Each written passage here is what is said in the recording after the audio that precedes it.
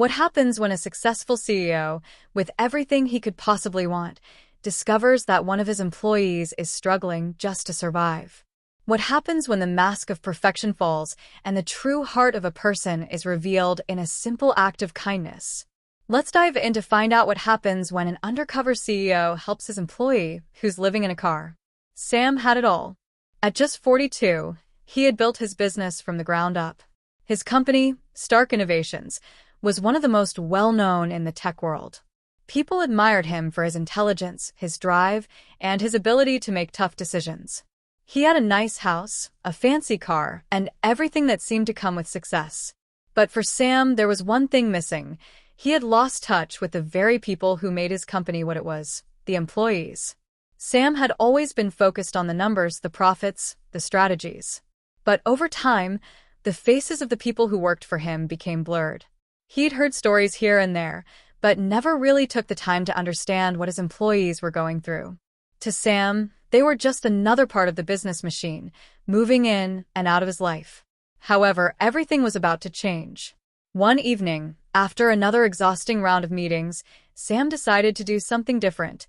He would go undercover in his own company. Sam knew it was time to see things through the eyes of his employees, to witness their struggles firsthand. No more numbers, no more spreadsheets, just the reality of what was happening beneath the surface. Sam carefully planned his new identity. He decided to become Mark, a middle-aged man in his late 30s, with a simple appearance, a gray hoodie, dark jeans, and a pair of worn sneakers. He dyed his hair darker and added glasses to complete the look. It was nothing too fancy, just enough to blend in. On the first day, Sam entered one of the company's smaller offices, a tech support center. He was greeted by an employee named Tyler, a young man who appeared to be in his mid-20s. Tyler had a friendly face, with kind eyes, and he was always ready to lend a hand when needed. Tyler didn't know it, but he was about to become the key to unlocking something Sam hadn't expected to find. As Sam spent more time with Tyler, he noticed something unusual. Tyler was always cheerful, always putting in the extra effort. But there was a certain exhaustion behind his eyes, something that didn't add up. Sam decided to ask him about it casually one day, during their lunch break. "Hey, Tyler," Sam began, trying to sound like an average employee. "How's it going? You seem a little tired lately. Everything all right?" Tyler hesitated for a moment, then shrugged. "Oh, it's nothing, Mark. Just life, you know? Sometimes it gets a little heavy." Sam raised an eyebrow, but decided not to push further. He didn't want to make Tyler uncomfortable. But that night, something about the way Tyler had said life stuck with him. Sam began to do some quiet digging into Tyler's personal background. The next day, after some research, Sam learned something shocking. Tyler had been living in his car for the past 3 months. The young man had lost his apartment due to a series of unfortunate events. His rent had increased, and he couldn't keep up with the payments. He was too proud to ask for help, too embarrassed to share his situation with anyone at work.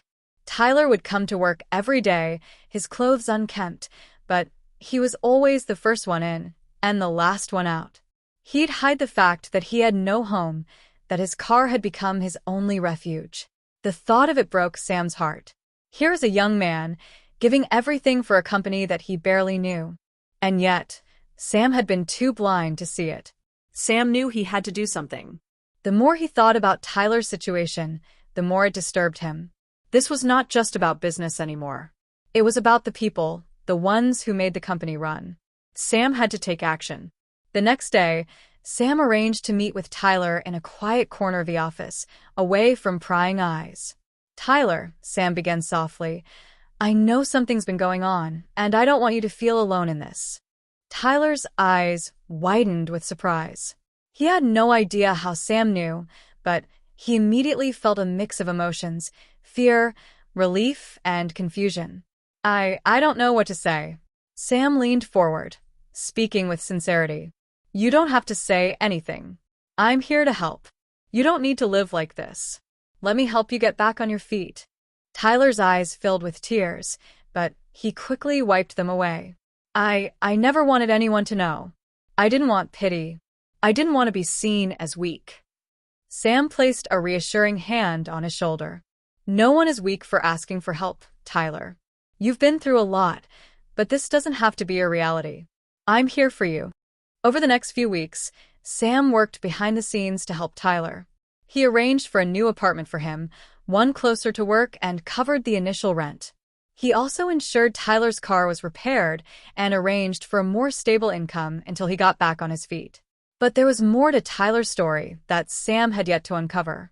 One evening, as Tyler was settling into his new apartment, he called Sam, his voice trembling. "Mark, there's something I have to tell you.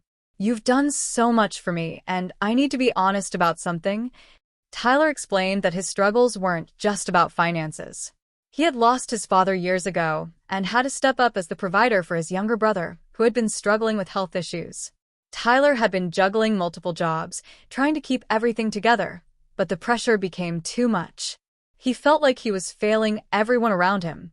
The weight of his family's troubles had led him to live in his car, to keep up appearances at work, but deep down, he felt broken.